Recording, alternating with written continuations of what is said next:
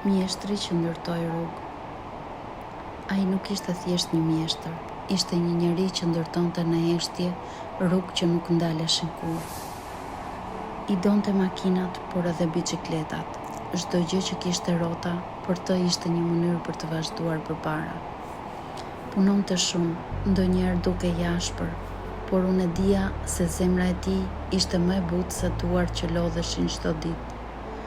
Duart e tij mbanin vaj, lodhje, plagë të vogla, por kur ndihmonte dikë, dukej sikur shkëlqenin. Nuk ishte vetëm metal, ishte një rrugë, një ëndër, një vazhdim që ai po e linte pas. Pastaj një ditë, ai nuk u kthye më në garazh, dhe për herë të parë gjithçka mbeti e qetë, shumë e qetë. Një ditë filloi të ndërtonte diçka ndryshe, një makinë, jo si gjithë të tjerat.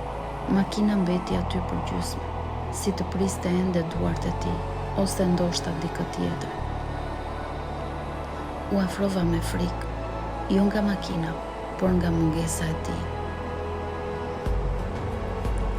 Nuk dija si të ndërtoja si ai, por dija një gjë, nuk do ta lija të papërfunduar.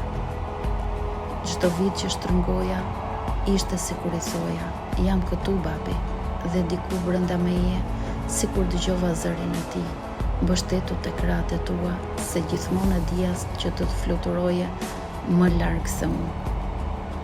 Dhe një ditë makina u ndes, nuk ishte vetëm një motor.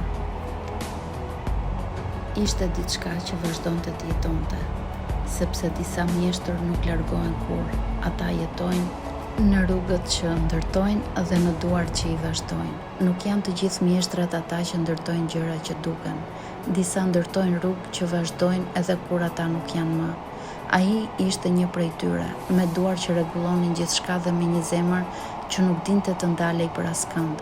La pas një makinë të papërfunduar, jo sepse nuk mundi ta mbaronte, por sepse dikush tjetër duhej ta vazhdonte. Kjo është historia e një rruge që nuk u ndërprek kurrë, por thjesht ndryshoi duart që e ndërtuan, sepse ndonjëherë trashëgimia nuk është ajo që merr, është ajo që zgjedh të vazhdosh.